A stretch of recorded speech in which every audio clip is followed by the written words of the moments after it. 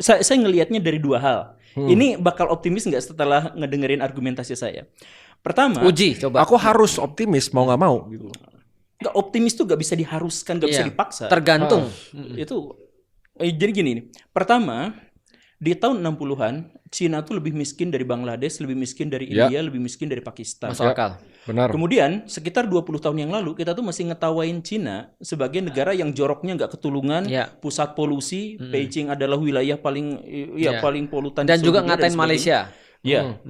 Itu 20 tahun yang lalu dan sekarang mereka Ngatain bisa kita. ngejekin Amerika Serikat. Mereka udah nggak level Udah nggak level ngata-ngatain di kita. emerging countries ya. Mereka tuh sekarang ngata-ngatainnya Donald Trump, mereka ngata-ngatainnya Elon Musk, bahkan mereka bikin frustasi Elon Musk karena perusahaan-perusahaan yang dimiliki oleh Elon Musk mereka juga bikin. Iya, Iya. Tesla Cina ya.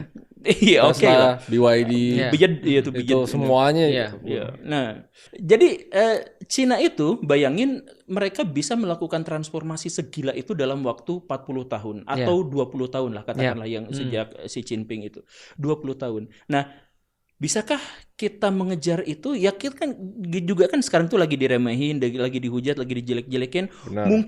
Mungkinkah ini tuh sebenarnya adalah transisi di mana masyarakat kita menjadi berkesadaran, masyarakat kita tahu persis tentang masalahnya apa, maka 20 tahun ke depan kita bisa mengubah. Nah. Ketika Cina lagi turun. Cina 20 tahun ke depan kan turun. Benar. Benar. Tapi kalau kita kelewatan jendela 5-10 tahun ini, Ah iya. kita juga bakal turun. Betul. Masalahnya udah kita tuh karena timeline pendek bonus banget loh. demografisnya habis. Kita pendek banget loh. Jadi kalau semua masyarakat produktif sekarang kita nggak punya kerja dan upskill, kelewatan mereka jadi tua, ujung-ujungnya kita nggak sempat Nggak ada bonus demografis. Iya. Terus itu yang pertama. Itu yang pertama. Maksudnya itu tuh kalau misalkan kita lihat Xi Jinping, kenapa Cina bisa maju tuh?